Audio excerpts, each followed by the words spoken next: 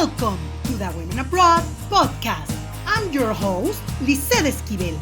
This show is part of the section Women Who Inspire, where you will learn stories and experiences of successful female expats from all over the world. They will share with us the secrets that nobody is willing to tell you about living overseas.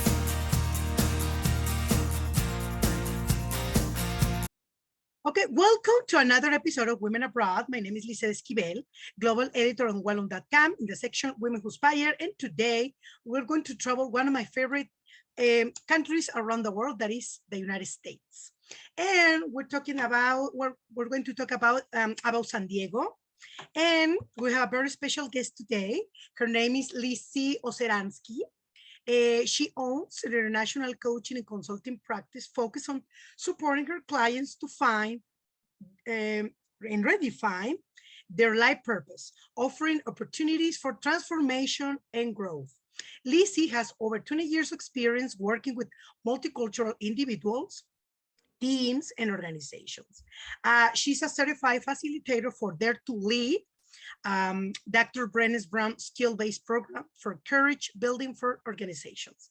She's involved in multiple organizations promoting diversity, inclusion, equity for Latin Hispanic community. So Lizi, welcome to Women Abroad.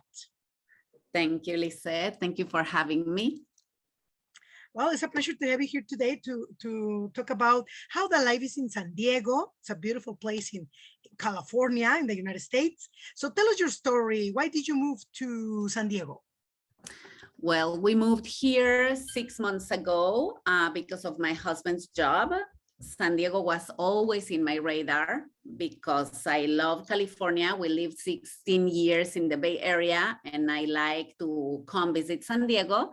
But now we came from Denver, Colorado, where we lived for 3.5 years. So we are here because we love the ocean, my husband's job, and it was in my bucket list. So now it's out of my bucket list. You're very lucky because it's a beautiful place, you know, has the best of the best. It's like the weather of Mexico with the food, but also you're there living in the States. So you're a very lucky woman. And so you have only 6 months living there. Mm-hmm. And tell us your experience, maybe since the beginning that you moved to the United States the first time in Colorado, what stereotype did you face for being Mexican living in the United States? Mm-hmm. So, you know, the first time I moved to the United States was to California. In the year 2000, we moved to the Bay Area, and actually it was my experience here is very particular because I am from Mexico and I have a heavy accent, but I also lived in Israel for a few years. So I have an accent that is very non-traditional Mexican. So when I open my mouth and I say, hi, nice to meet you, the first reaction is, where are you from? And I am from Mexico. So I will say, I am from Mexico, and they will go like, but you don't look like a Mexican. So that is a very typical reaction for me. And you don't have a Mexican accent. So there is these microaggressions that I am always faced with because I don't look like a Mexican and I don't have the accent of a Mexican, but I am Mexican, a very proud Mexican. Like I am Mexican from heart, in my every fiber of my being. So it has been challenging. In the beginning, I can tell you that there was not even recognition for the struggles that immigrants go through. It was like, it doesn't exist. You know, we will not consider anything of your struggle, of your challenges, of the microaggressions that you face in the everyday life here, because there is a stigma and there are stereotypes and there are difficulties. So it was a very painful process and a very silent process. With time, things have been changed. You know, there is more awareness. Things are changing in the United States. The conversation about diversity, equity, inclusion, and belonging now is louder. So there is more awareness and there is more conversation that you can feel that the conversation is still very vulnerable, but it's more accepted. So these days, if I compare it to the 20 years ago when I first came, it's like night and day. It's been challenging, definitely. So according to what you're saying, the people thought that you should be brown with a different accent. So because most of Mexicans are not white and they don't have that accent that you have, but maybe your accent is a mix of Israel with, you know, the Mexican. So yeah, but as you mentioned, this is changing from, you know, some events that happen in the United States, and we hope that will improve little by little. But yeah, it's sad. It's sad to think that many people, especially women like you, have suffered this situation, discrimination, or just to feel lonely and don't have someone to, you know, to help you in some way with all this process, moving to a new country, all this stuff. Oh, well, fortunately, you will tell us about your job later that it's related to this. What challenges did you encounter and how did you overcome them? Well, so one of the most important things that I think I have in my personality is that I am a very persistent and very stubborn person. So I don't give up easily. So every time that I had a challenge, that I faced adversity, that I was, you know, rejected from a job, or that the questions were very challenging for me to get that job, I keep coming back and I kept coming back and I kept learning and I kept watching videos and I kept trying to do best and present myself in a very authentic way. Yes, because I have never had a need to change who I am. You know, I don't want to fake it. I don't want to become someone that I'm not, because at the end of the day, you will notice that this is not who I am. So I don't like that. And I don't believe in that.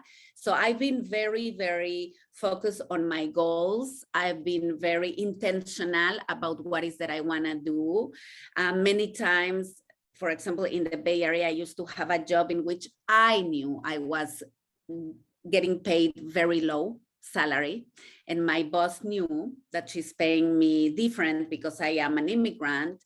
I didn't have the courage to face that and say to her face, you know, I know I'm getting paid less than an American person, a white American person. And it took health, and it took a lot of, you know, like my integrity was challenged, but I could not leave that job because I needed the money. So there is the, you know, there is the decision-making process in which you need to say, okay, I need this job in order to provide to my family. And I know I'm not being treated in a way that I need to be treated. So what do you do? Right? And at that point in time, I needed the job. So it was, the decision was, okay, you will continue to look for a different job. You will continue to look for other opportunities, knowing that you're being mistreated, you know? So it was not an easy feeling, but I knew that I needed that job. So my purpose, you know, I never quit until I had a different option for me, in which I felt much more in alignment with who I wanted to be and how I wanted to be treated.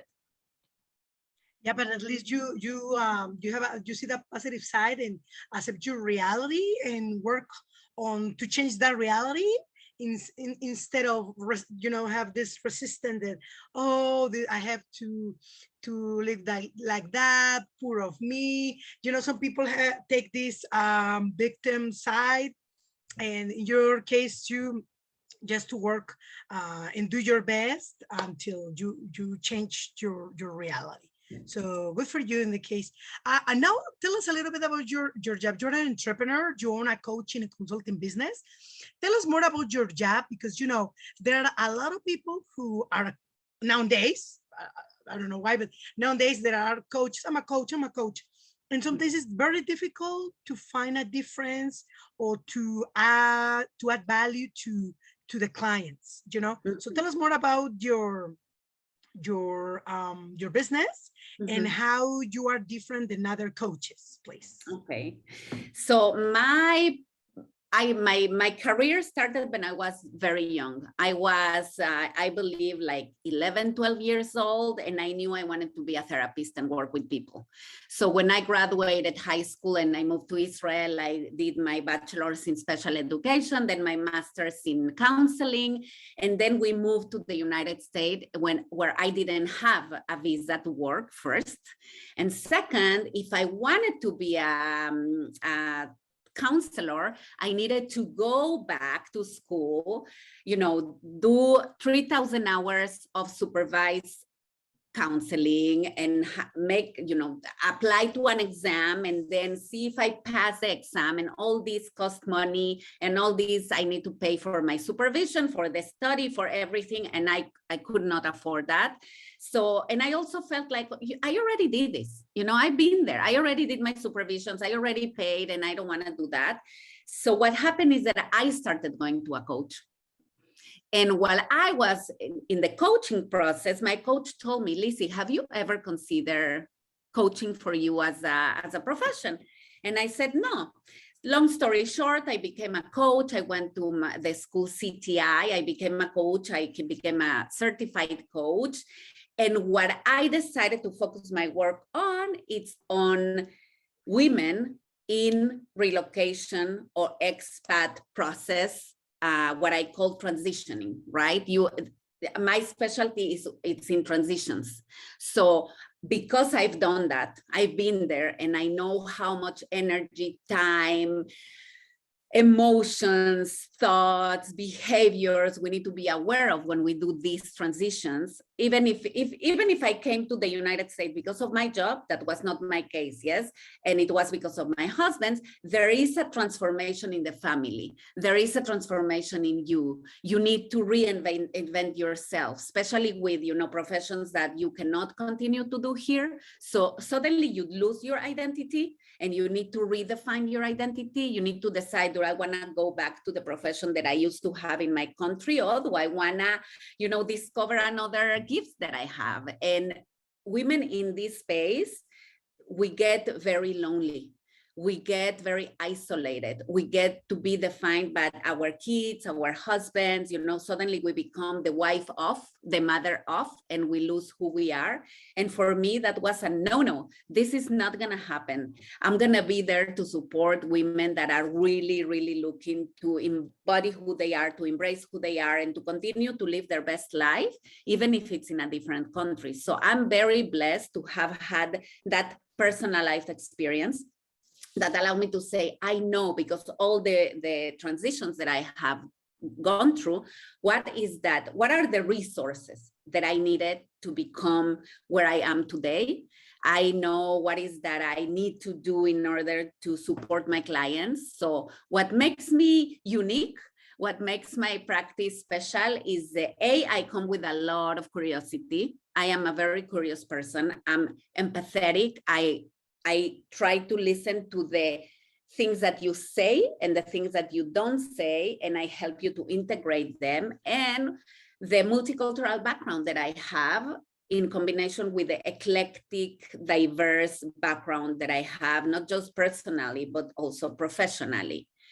And I am the first facilitator from Renee doing this work in Spanish. So I became the co-translator of her work into Spanish. And her work is so powerful in topics that we don't talk about, especially not in Mexico, like vulnerability and shame and courage and authenticity. So I put everything together and I create this coaching and consulting brand that allow my clients to just come and say, this is who I am, and I want to become a happier version of myself, a better person of myself, a most authentic person of myself.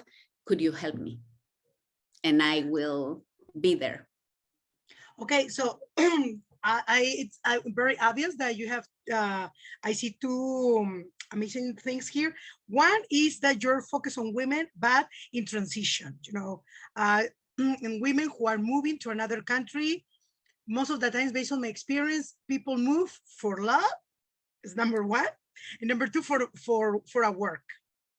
In other cases, it's because they are done living in a specific country, or they are sick or living and they want to change But but basically that's these reasons. So you work with these women.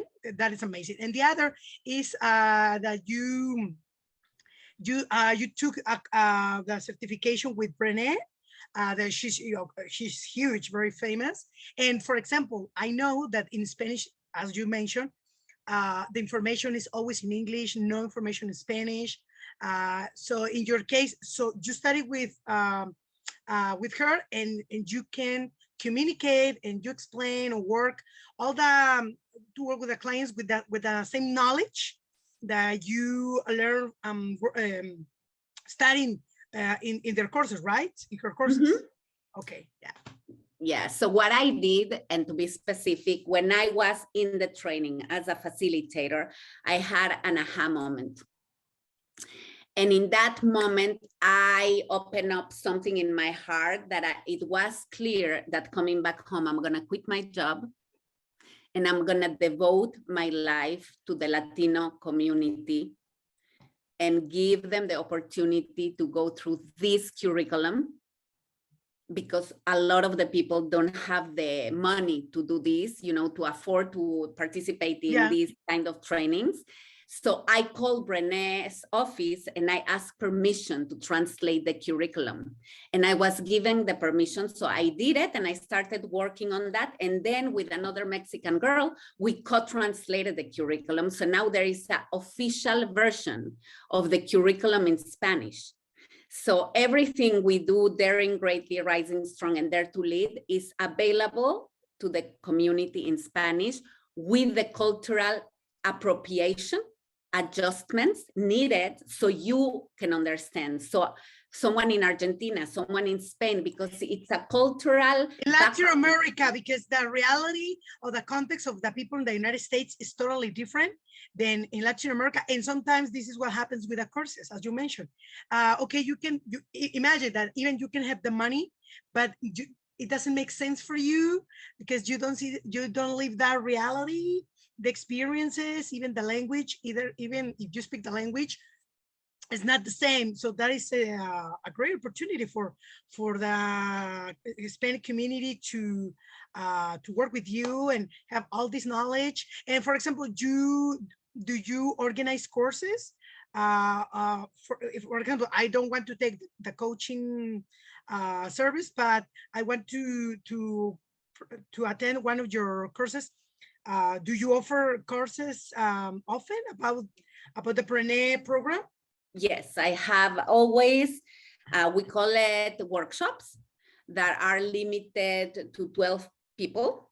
Each one, the Dare to Lead are 8 sessions, 3 hours every week. The Rising Strong and Daring Greatly is 7 weeks, 2.5 hours. And I have it all the time, because I really believe that this work is life-changing. So I have all the time information on my website, on my LinkedIn, in my Facebook page, always, offering this work, because I really believe in the concepts and the experience that I went through, and I like to share it with others. It's online or live, your workshops? Well, I did it until COVID. I used to fly, I was in Mexico, I was in Israel, in Spain, I went around the world. And since COVID, I flew in Zoom to Singapore, to Argentina, in the United States, everywhere. So nowadays I don't fly just because of security. I want to keep my health in place and other people's health in place. But I'm looking forward to the day that I can go back to Mexico, my country, or other countries in the world, and share this, because that's my purpose for 2022 is to expand this material to as many Latino community members as possible. And how much does it cost? For example, if you come to Mexico, how much does it cost the ticket? Because there are a lot of Mexican people listen to me, so how much money does it cost the course live in Mexico? In Mexico, if I go in Mexico, there, you go to Mexico, because a lot of people who listen go to Mexico very often. So Yeah, well, the last time I offered the workshop, that was 3-day intensive workshops, because I cannot stay there 7 weeks. I have a family here. So it was $500 per person, including the material and some snacks. And of course, it's 3 very intensive days. And I always give scholarship. So one of my contributions is that in every workshop that I give, there is always one person that comes for free. Wow, that is amazing. Good. Well, in the end, maybe I will ask you that you to have all your social media, website, etc. I can post it on Spotify, or even on our Welum website, in case the people are interested. They can have more information on the links that you show me. I can post them. So thank you. Okay, and talking about now about work culture, you have lived in different places. So, but talking about the USA and Mexico, about work culture, tell us what differences do you notice in each places that you see? Mexico is this way, in the United States is this way. Yeah, you know, I've been very impacted by the cultural, the Mexican culture in my upbringing. So every place I have worked, I see that very, very, like, you know, the boss, the principal, you know, it's very, for me, it's very hierarchical. You know, it's the hierarchy. The boss is the boss. Then, you know, you go low in the scale, or in the management or job descriptions. And that has created a little bit of struggle for me, because, you know, every time I needed to go to my boss, I thought, okay, it's like going to the principal's office, and I will get my heart raised, you know, and I will get a little bit anxious, because I was raised in a culture that sees authority very high. So it was a little bit shaky for me, and it's still shaky for me. So for one, I will give you an example. I consider myself very brave, and I consider myself very authentic. However, if we are in a staff meeting where the authority is there and something is happening that I don't like, it will take me a lot of courage to speak up, just because she is the authority, just because she is the one that makes the decisions. And that is because I grew up in Mexico. Now, I grew up in Mexico many years ago. Yes, I left Mexico when I was 18, and I'm far away from being 18. So I believe things have changed there. But in my experience, I've been very limited by my culture and by the messages that I got. And you see it. Also, add to that, me being an immigrant, it also limits, right? My availability. It used to limit more. Today, when I am teaching my clients, my participants in the workshops, is that we all have a space in the table. Our voice matter. So when we sit in the chair in front of the table, we have to have our voice heard. So today I'm in a different place, thank goodness, because of the work that I have done. But it's been very, very with ups and downs and moments of struggle, definitely. Yeah, I can imagine. Okay. Well, but how can I say? I'm talking about something more specific. So differences. Well, you mentioned that the hierarchy, yeah, but I don't know, something about, for example, the way that people treat you. For example, I know that Mexico were very warm, very, very nice, and many people in the States are very kind of cold. So, for example, do you share this opinion? The people are colder, and in the USA, and they try to avoid mixing personal relationships, and Yeah. the employees. Yeah. So definitely depends where you work. In the field that I work, it is much more possible to create deeper connections and more closer connections, because we are talking about vulnerability, emotions, behavior, you know, like really the human being. As I humanize the things that people dehumanized. Okay, for me, the hug, the kiss, It's the normal. It's close, part of the job. exactly. It's like, Yeah. I'm not gonna look at you from the behind and say, oh, nice to meet you with a hand like this. I'm Mexican. I want to hug. I want to kiss. Unfortunately, with COVID, it's much more difficult. But if I work in a place like my husband work, I believe it's much more cordial, and job is job, home is home. We don't mix. It takes a lot of years to get to know your personal life. If something is happening to you, for example, if someone is, God forbid, dealing with COVID, or someone lost a person in their family, it's very hard for people to say, hey, I'm thinking of you. I am very sorry. It's like very cordial, but less like we do that, let's with the warm and cozy feeling that we Latinos have, and even with the emotions, I had this experience in my job that I was very mad at something that happened in the office. And I was sitting and I was, when your foot is like moving fast because you're anxious, you're mad, and you're trying not to lash out or be disrespectful. And I was mad. And when I came back to my room in my office, I had an email from my boss. And she said, this is the last time you show up in a staff meeting with this attitude. Next time you will be kicked out. And that, I didn't say nothing. It was just my feet moving like this, and then I was wondering, what if I was opening my mouth and saying, I am mad? I will look like the crazy Latina. Because we sometimes are considered like crazy, emotional, hysterical Latinas. So it's a very difficult, I was not disrespectful, but it was a very difficult emotional place to be. So definitely much, much more shut down, way less. We call it the armor.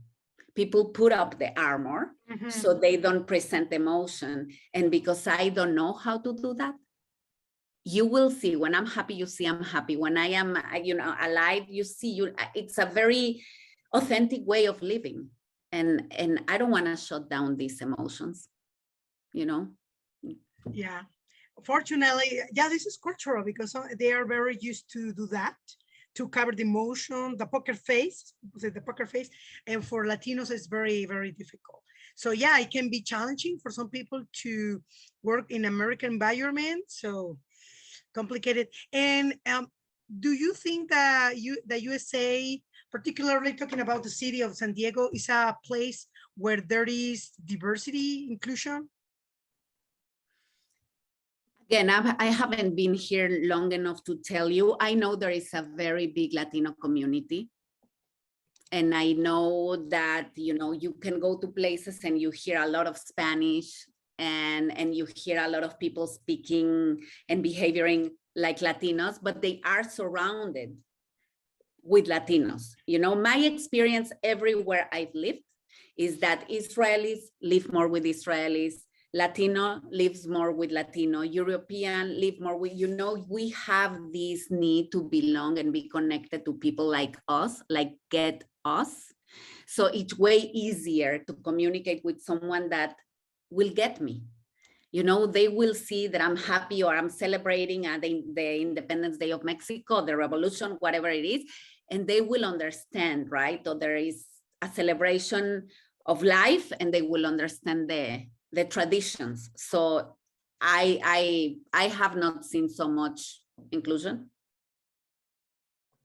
And diversity, it seems like also either because in California, in general, there are a lot of Mexicans.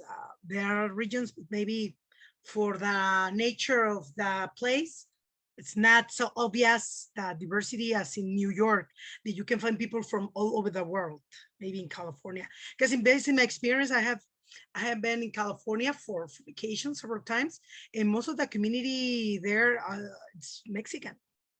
The same with Texas, But and what about Colorado? When you live in Colorado? Oh no, definitely. Colorado is very white, very, very white, and very, very little diversity. It's becoming more open, but where we used to live, where I there were two families that were not white American. And we used to live in a very big neighborhood. We were the only ones with an accent because the other family was there for many years. And it is complicated, even when raising your kids, you know, because my kids are born to a Mexican mother, an Argentinian father, and they both were born in Israel, but lived here. There is a salad of mixed messages. So one day when I am getting excited, it sounds to my kids like I'm mad. And I said, I'm not mad, I'm just excited. And my daughter never understood until she was talking with a friend and he said, but why are you so mad at me? And she said, no, I'm excited. And she was like, Mom, finally I got you. You know, it's like a diverse family, different cultures. It is a learning process. So in your case, your husband is from Argentina, but for his work, you moved to Israel and later in the States and later again in the States, but now in San Diego. I moved to Israel for love, not for his job. I moved to Israel because I loved him since we were very young. So I follow him. And then everything was work related. Okay, his work. Yes, his work. I thought that he was from Israel because you mentioned, but no, he's from Argentina. It's curious because that the last name, well, his last name is kind of, I don't know, sounds very European or Russian. That's my name. I didn't switch names. That's my father's name. Oh, that's your real? I thought that was your husband's. No, that's my family. Yes, I met him at school in Mexico, in middle school. So when he finished high school, he moved to Israel, and then I finished high school and I moved to Israel. So we've been together a lifetime. Wow, but the last name is not, your last name is not Mexican anyways. So exactly. So that's another minus. I don't look Mexican. I don't have the accent of Mexicans, and my family name is not a typical Mexican family name. What is the origin of your last name? Poland. Russian? Poland. Ah, yeah, because it's kind of, you're a mix of many things. Yeah, I told you there is a treasure here. Yeah. Put on your kids like a confusing, wow. But in the same time, it's very rich, you know, because there are different angles that they can see you, your personality, blah. But yeah, it's kind of mix of many things. And talking about well-being, so do you think that you can live in well-being in San Diego? I'm talking about since the design of the city, the weather, the people in general, well-being. Yeah, definitely. For me, well-being, it's a big word, but for me will be having peace of mind, being able to walk in the streets, exercise, sitting outside, saying hi to the people, you know, hi, not getting deeper, but hi, you know, it's like you can be respectful. Yes, San Diego has been amazing to us. Yeah, I can imagine. I love San Diego. And tell us, according to your experience, what food do the people eat or like to eat? The people who live in San Diego, the favorite dishes. You know, I see a lot of pizza, a lot of sushi, a lot of fish, Mexican. Original Mexican delicious, a lot of tacos, vegan, so very good food. Variety, but not a dish in particular. Not a dish in particular as New York, the most famous, the pizza or the bagels. No, in San Diego, no. No, I haven't found that. And what about lifestyle? Talking about before, well, you live in COVID, you moved when the COVID, but but now it's a little maybe different. But based on your experience, how do people like to spend their time, your free time there in San Diego? So a lot of the people go to the beach because it's an open space and you can be there without limitations, right? So when we have the time, we go to the beach and the beach is always full. They have a lot of time to go to the restaurants. The restaurants here are very filled.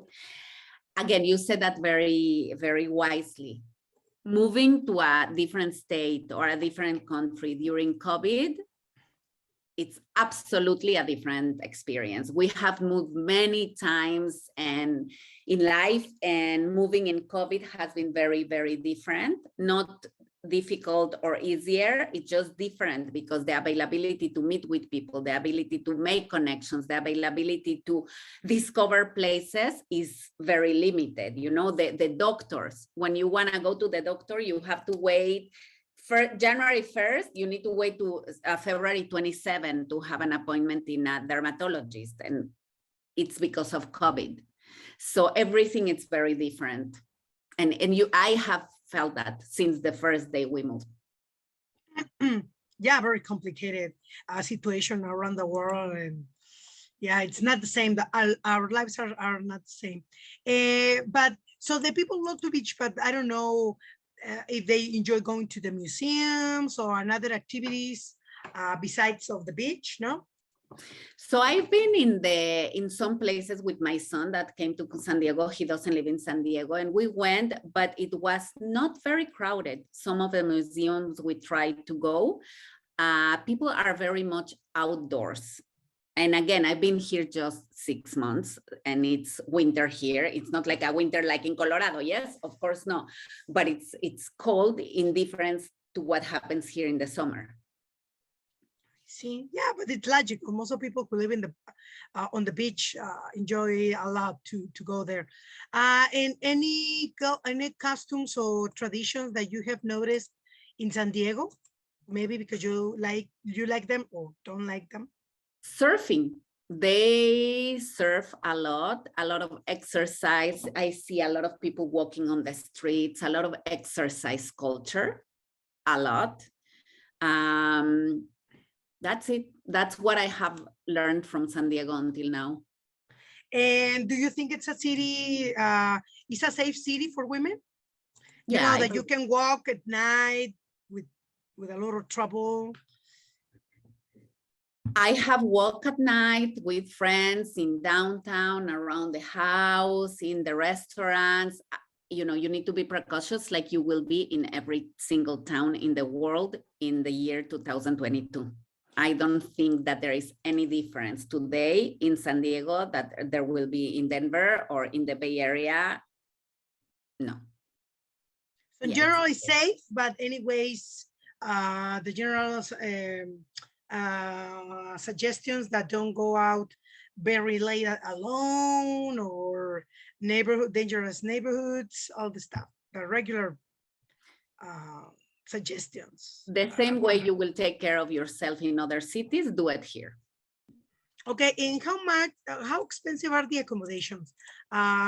Maybe talking about Colorado and in San Diego, for an apartment or a small place with 2 rooms in a regular neighborhood, you know, not so fancy, not so modest.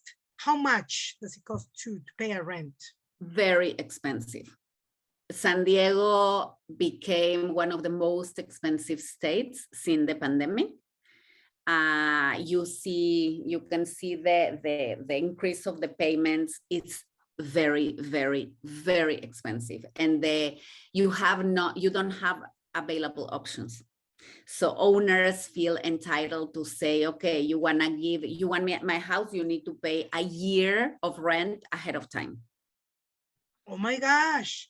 But how much did you divide the money for 1 year per month for you know, for a small place in a middle class area? How much? I believe it's not gonna go less than $2,000. $2,000 per month? If that is cheap. It's up to that. Oh my gosh. In Colorado with the same conditions, but there it's the same amount or less? I believe if it's here 2,000, there will be maybe 1,500, 1,200. Oh my gosh. But Colorado is also getting very expensive. And you know, when you move here, one of the things that we didn't consider is that gas is super expensive. electricity, water, services are very expensive here. So those are things we need to consider when we move to places. There is a very different gap between some states and the state of California. Yeah, California is very, very, very expensive. I know it's famous for that. And about the language, we know it's English, but do you think that for being a city full of Latinos, you can survive with just Spanish? Speaking Spanish? I never thought about it, you know. I think you can survive, you mean to go to the store, to go to things. I believe you can. I will never recommend that to anyone, yes, to come just speaking Spanish, but with time and patience, you will learn English. I don't know how comfortable you will feel speaking just Spanish. Just for work, I guess for work, it's mandatory to speak English, but maybe for the basic things, you can survive with Spanish, right? And with a lot of confidence, because if you just speak Spanish, you need to be able to ask for help in Spanish, and maybe people will not understand you, right? So you need to have the courage to say, ¿dónde está la tienda? You know, la farmacia. There is a lot of places, streets that you need to know how to go there. The buses, you need a little bit of English, or you need to be comfortable and confident in asking for help. That it's something that they don't teach us. Yeah, I ask you because I was impressed when I was in Houston. Nobody speaks English in Houston. Everybody speaks Spanish. It's like Mexico. And you try to speak in English and they respond in Spanish. So it was like, oh my gosh, I'm in the right place. So, and you can survive. You know, most of people in Houston speak both languages, but in general, I was impressed that a lot of people, more than in California, and I was impressed. Maybe neighborhoods, maybe there are some neighborhoods in which you will find much more access to Spanish, you know, and to have a conversation or create some connection and survive in Spanish. Where I live, there are very few Spanish-speaking people on the street. There will be more Japanese, Chinese, Koreans, white Americans, European people, but I believe there are other neighborhoods in which that will be much more available. Yeah, it depends on, I guess. And what about the weather? How is the weather in San Diego? Beautiful. It's beautiful. Sun, most of the days are sunny, and it's not humid, and it's not windy. There is, you know, the sun outside make all the difference for me. So, and no cold in general, there is no cold? There is cold. There is cold in the morning and there is cold in the evening. That's California weather. In every place in California, you will have cold weather in the morning, cold weather in the evening. But during the day, most of the hours are very, very nice. It's not like in Colorado that it snows. This is the part of the nature, snow. But there's there is no snow in San Diego. No. Amazing. So if you can say, what are the do's and don'ts of living in San Diego? For example, the things that you should do if you move to San Diego, and the things that you shouldn't do if you move to San Diego, what would you say? Well, if you move to San Diego, make sure that you research everything you need to know about San Diego, like the housing, the expenses, the schools, the neighborhoods, you know, everything you need to know. So when you're here, you don't come here and you find yourself with a lot of debt, with a lot of insecurities, with a lot of, if I'm going to be able to finish the month, you know, really get clear on where is the best place for you to live, how much it costs, what is the population, what is the school system there. Ask all the questions you need, because it's very expensive, very important for you, that when you do that move, you'll feel content. You feel like this is what a good decision. Don't come to San Diego if you feel like you want to be in the best place with the best things and you cannot afford that, because that will give a very heavy sense of missing out. You know, if you live with a tight budget and you want to do things, it's very expensive here, like very expensive. So this is something that I will definitely encourage people to do. Make a big research. Go to a neighborhood in which you will feel that you can connect with the people around you. You know, go to neighborhood that, you know, if you have kids, that there are kids, that it's a safe community that your kids can go and be out with the neighbors. Make sure that you understand the health you know, plans that you have available, the doctors, the hospitals, the health resources that you have, because it's very important. You know, I'm focusing as a woman that I have kids and I need that. And if you like to be free, like you love outdoors, you like good food, you like, you know, to really enjoy a good afternoon in the beach, this is the beautiful place to come. Yeah, I know. The best of the best of Mexico, best in the United States, in the same place. What tourist places should they visit? Should the people visit when you move to San Diego, or if you just want to go for vacations, maybe? What places would you recommend? You have the typical, you know, SeaWorld and Legoland, and you have a beautiful place called Torrey Pines State Park, that it's a beautiful park, that it's huge, and you have trails, and you can go and walk many different trails and hours. You have Pacific Beach, you have Mission Beach, you have Del Mar, Solana Beach, you have La Jolla. So it's plenty. I have not, there is a little Italy part of downtown. Downtown is beautiful also. There are so many places to go. And again, I'm just here 6 months, so I don't know what I need to discover still. But at least the parks, yeah, they're very basic. Any website association that you recommend for expat communities in San Diego?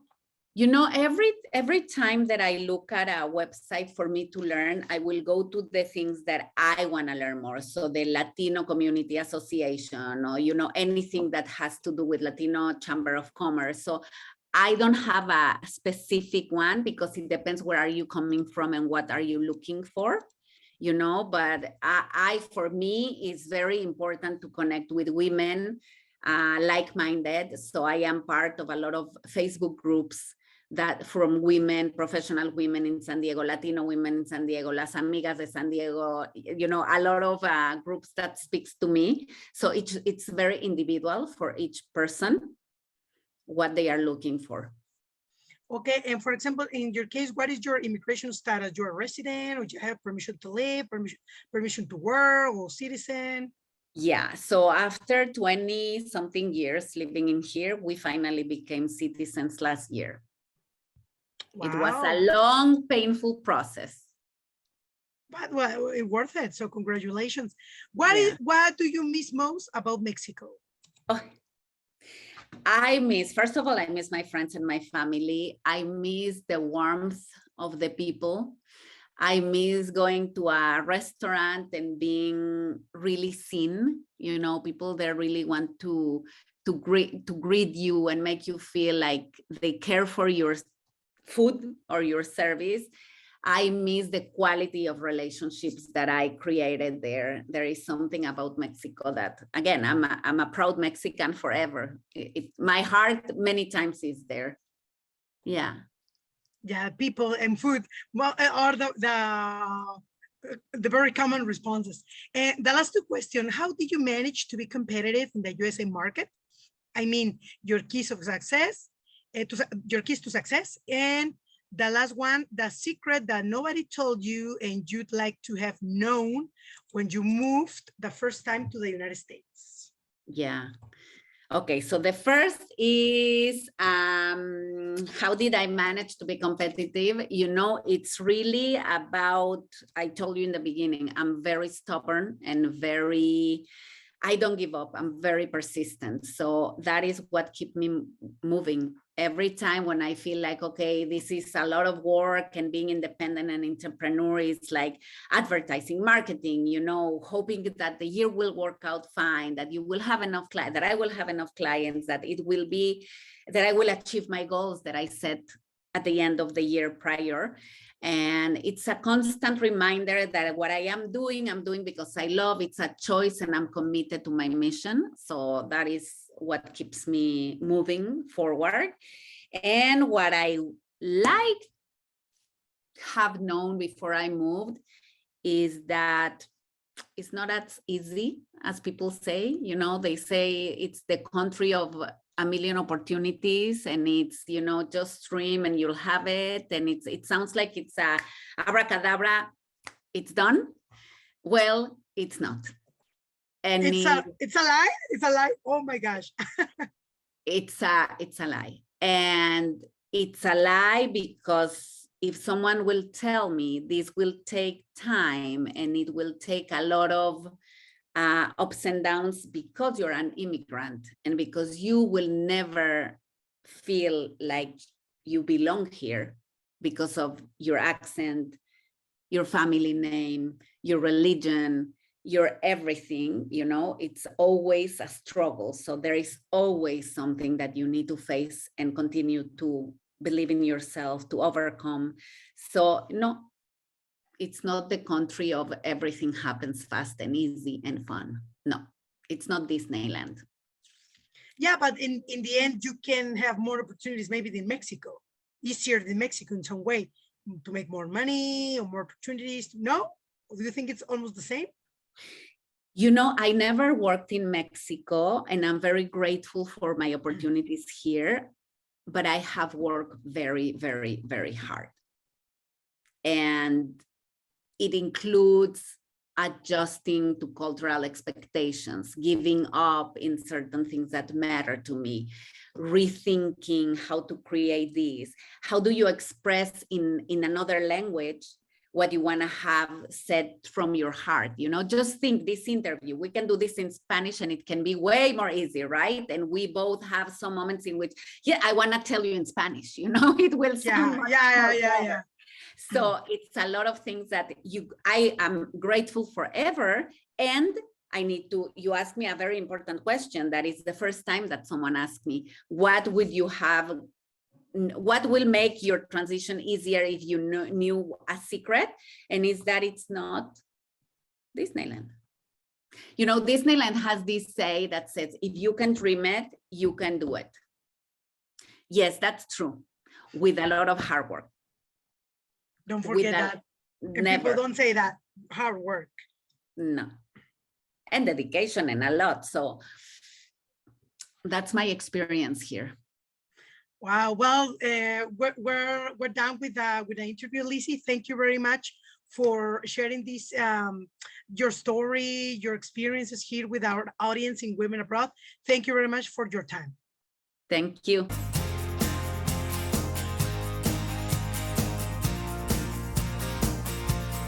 Thanks for listening. Visit our website, www.welum.com, section Women Who Inspire. And don't miss our next episode.